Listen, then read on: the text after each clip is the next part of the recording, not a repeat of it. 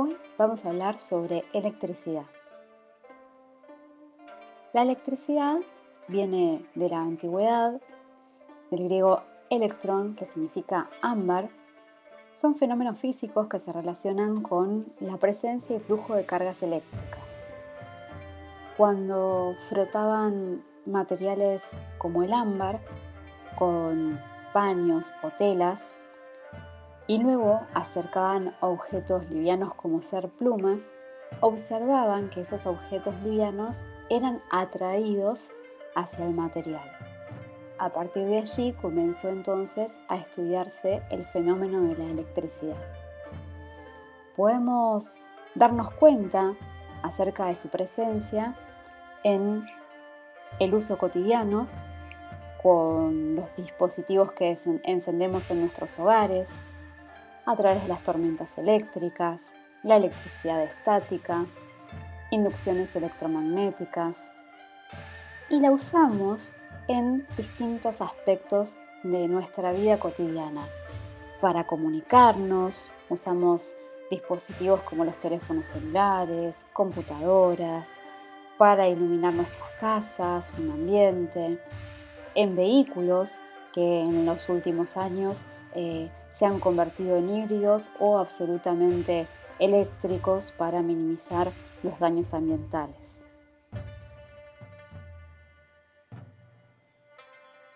La corriente existe gracias a la circulación de electrones en un determinado material.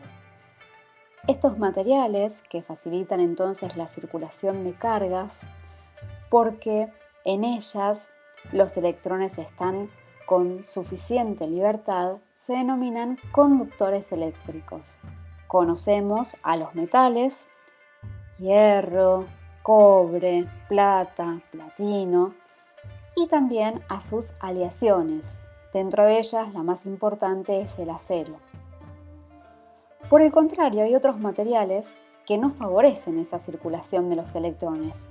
Todo lo contrario, dificultan el desplazamiento. A ellos se los conoce como aislantes eléctricos. Las cargas están muy retenidas y por lo tanto no pueden circular. Así conocemos a los plásticos, papel, cartón, madera, goma y demás. Muchos de ellos sirven para cubrir los artefactos eléctricos y protegernos. La corriente entonces es el flujo de electrones a través de un conductor. Podemos representar el sentido de circulación de esa corriente a través de una flecha en donde nos orienta a la circulación de cargas positivas o hacia dónde aumentan esas cargas. Dicho de otra manera, en el caso de los metales, es el sentido opuesto a las cargas negativas. En los cables, la corriente eléctrica se puede pensar como si estuviéramos en una autopista completamente llena de autos detenidos y ocurre un choque. Entonces, el auto que sufrió el primer choque va a chocar al que tiene adelante y este al de adelante y así sucesivamente. De manera que entre ellos se van transmitiendo energía, pero prácticamente no tienen movimiento. Algo similar ocurre justamente con los electrones dentro de un conductor. Reciben el primer impulso desde la fuente de energía, pila, batería o generador. Ese impulso va moviendo a los primeros electrones, estos transmiten su energía hacia los demás electrones y así se va transmitiendo entonces todo ese flujo a lo largo del material conductor. Algunos de ellos pueden estar fijos o en determinadas posiciones y otros van circulando libremente. La corriente eléctrica se representa con la letra I. Y podemos decir que la intensidad de esa corriente, que pasa por la sección transversal de un conductor, se mide como la cantidad de carga, representada con la letra Q, a través de ese conductor en un determinado tiempo. Es decir, si nosotros dividimos la cantidad de carga circulando en un cierto tiempo, obtenemos la intensidad de corriente. Aquí tenemos, por ejemplo, un corte de ese conductor. Esta es la sección transversal y si cronometramos la cantidad de cargas que circulan en cierto tiempo, podemos obtener el dato de la intensidad de corriente. Esta intensidad de corriente se mide en una unidad que se conoce como amperio y el amperio se representa con la letra A mayúscula. Un amperio es una determinada cantidad de carga o una carga en realidad que circula en la sección del conductor. Los dispositivos que ayudan a medir la intensidad de corriente se conocen como amperímetro, pero en términos genéricos o cotidianos también se lo conoce como tester. Es muy usual tenerlo a nivel de domicilio, a nivel doméstico. En las casas se suele utilizar un tester justamente para medir cuando hay algún desperfecto en el circuito. Por ejemplo, al encender una lámpara circula por ella una corriente de 0,2 amperios, pero si utilizamos un dispositivo con una resistencia mayor podemos ver que la intensidad de corriente circulante es de alrededor de 3 amperios. Existen dos tipos de corriente.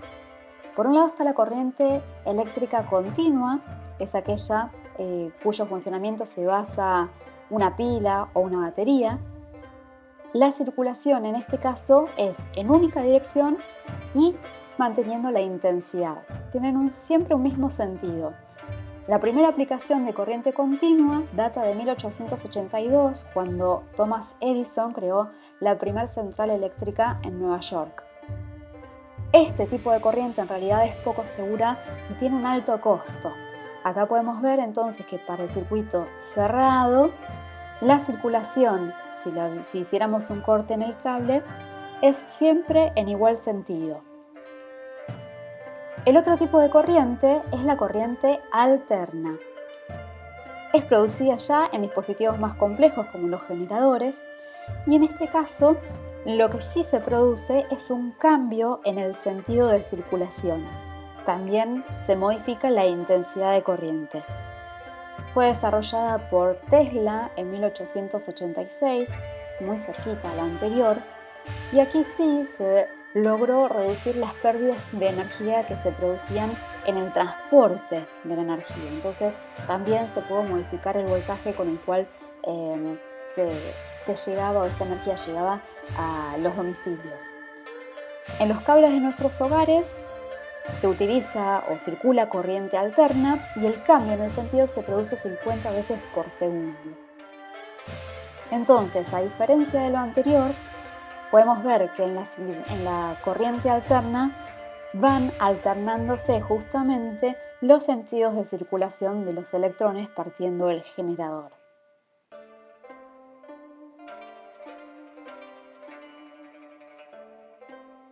Si nosotros tenemos que hablar acerca de la electrización de los cuerpos, entonces mencionamos a la electrostática, es decir, una parte de la física que analiza las cargas eléctricas cuando están quietas, en reposo. Podemos ver que hay tres formas de electrizar a los cuerpos. Una de ellas es la fricción. La fricción se obtiene de frotar un cuerpo contra otro. Cuando esto ocurre, uno de los cuerpos gana electrones y otro los pierde. Por ejemplo, cuando una regla de plástico la frotamos contra un paño de lana, o esa regla también la podemos frotar contra nuestro cabello, nuestra cabeza.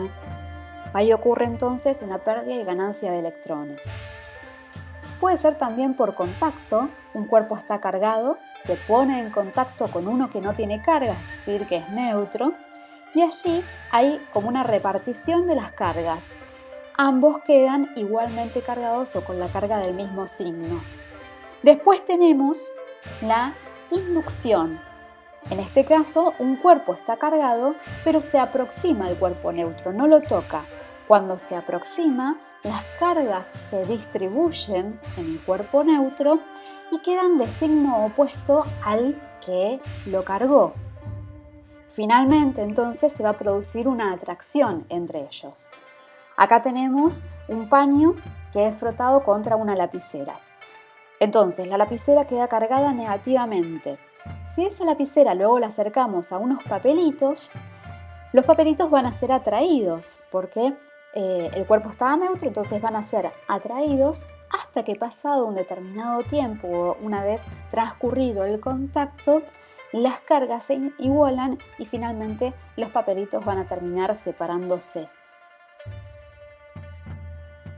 Si tenemos que hablar acerca de los componentes elementales para cualquier circuito eléctrico, comenzamos mencionando a la fuente. La fuente es aquella que proporciona la energía suficiente o la diferencia de potencial suficiente para que circulen los electrones. Podemos encontrar como ejemplo de fuente a las pilas, que fueron diseñadas en principio por Alessandro Volta en 1801. También las baterías, cuyo funcionamiento es bastante similar, tienen celdas conectadas entre sí. Ambas funcionan a partir de una determinada reacción química como para luego favorecer esa circulación de electrones. Y por último, los generadores, que son aquellos que transforman la energía mecánica en eléctrica. También encontramos como segundo componente a la diferencia de potencial. Puede conocerse como tensión o voltaje, son tres sinónimos para una misma variable. Se representa con la letra V corta y es la energía necesaria para llevar cada carga eléctrica de un punto a otro en ese circuito eléctrico. Es como la fuerza que va empujando a los electrones. Ese voltaje o tensión se mide en voltios, en honor a Alessandro Volta. Las pilas comunes que usamos, por ejemplo, en casa, tienen un voltaje de 1,5 voltios. A mayor diferencia de potencial, mayor va a ser la energía que transporten esas cargas. Si nosotros hacemos una analogía, por ejemplo, con dos tanques de agua, tenemos un reservorio A con una determinada cantidad de agua y uno B con menor cantidad de agua. A esa diferencia de agua lo podemos decir que es una determinada altura H.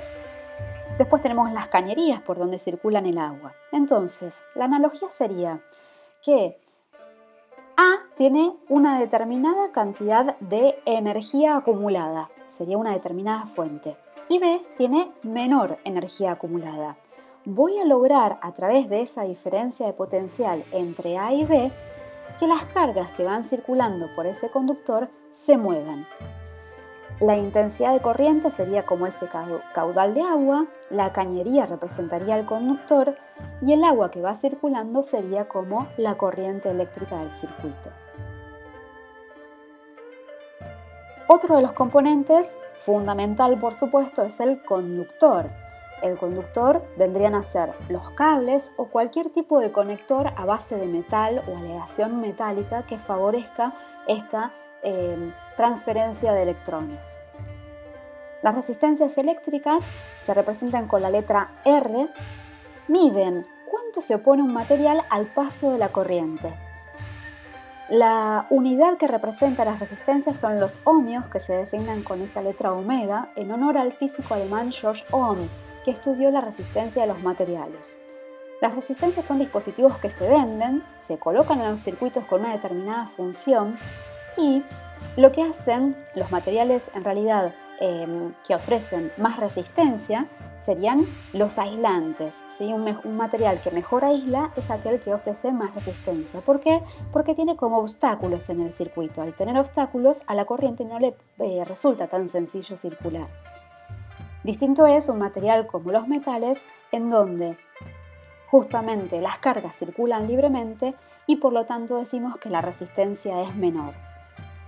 Las lamparitas que colocamos en un circuito o los dispositivos electrónicos que colocamos en un circuito serían las resistencias. Por último, los interruptores, que son aquellos que permiten abrir o cerrar el circuito. Si el circuito está abierto, la corriente no circula. Si el circuito está absolutamente cerrado, logramos entonces su funcionamiento porque los electrones pueden circular. Este es un interruptor sencillo para un circuito también sencillo.